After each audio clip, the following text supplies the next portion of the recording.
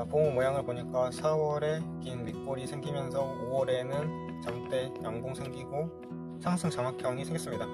하지만 중요한 게 MACD에서 지금 하락을 알렸고 오실레이트에서도 하락 진동 이제 막 들어가기 시작한 거죠. 비록 스토캐스틱에서는 골든 크로스 나와서 상승한다고 하지만 현재 MACD가 중요한 겁니다.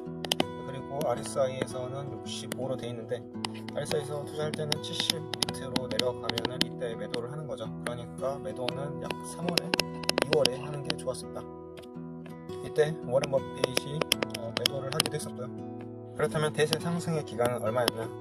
2023년 6월부터 2025년 2월까지 약 1년 4개월 지속되었었네요. 그렇다면 이 기간은 미국 대선을 위해서 다시 대선 주자들이 뛰었던 그 기간이었고, 이제는 주가와 관련 없이 자기 정책을 펴보는 그런 실험의 시간으로 볼 수가 있는 거죠.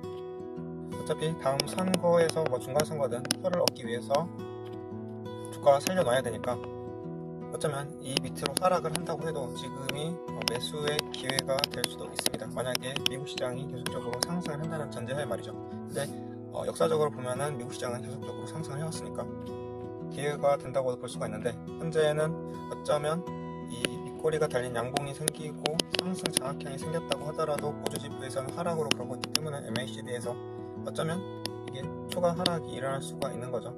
트럼프가 오늘 뉴스를 보면은 트럼프 대통령이 휴일 주말 동안 EU에 대한 50% 관세 부과를 연기하기로 합의했다고 밝힌 후 증시가 이렇게 2.47% 상승을 했지만, 그래도 아직은 이게 끝난 게 아니기 때문에 불안감은 여전한 거죠. 트럼프 대통령은 일요일 유럽 연합 진행위원장 우르줄라 폰 데어 라이엔의 요청에 따라서 EU에 대한 50% 관세 부과 마감일을 7월 9일로 연기할 것이라고 했다고 하는 게 자세한 내용이고요. 아무튼 이 전쟁은 끝나지 않았다. 관세 전쟁. 그래서 추가 하락이 일어날 수 있다고 볼 수가 있고요. 추가 하락이 일어나더라도 미국은 세계의 인재들이 모여드는 곳 중에 하나로 볼 수 있으니까 그것을 믿고 거래량은 지속적으로 상승하는 모습을 볼 수 있는 거고, 이격도를 볼 때 현재는 103 정도로 되어 있는데 지금 이격도에서는 102 이상에서 매도를 하는 거니까 지금도 매도 시점이 유효하다라고 볼 수가 있는 거네요. 약시계 곡선에서는 현재 매수 유보 쪽으로 가 있습니다. 이쪽에서는 하락, 전환, 매수 유보, 그 다음에 매도 신호 이렇게 돼가는 거, 이렇게 흘러가는 건데 지금은 별로 좋지 않은 상황으로 가 있다는 것을 볼 수가 있습니다. 자, 그러면 어떻게 판단을 해야 될까?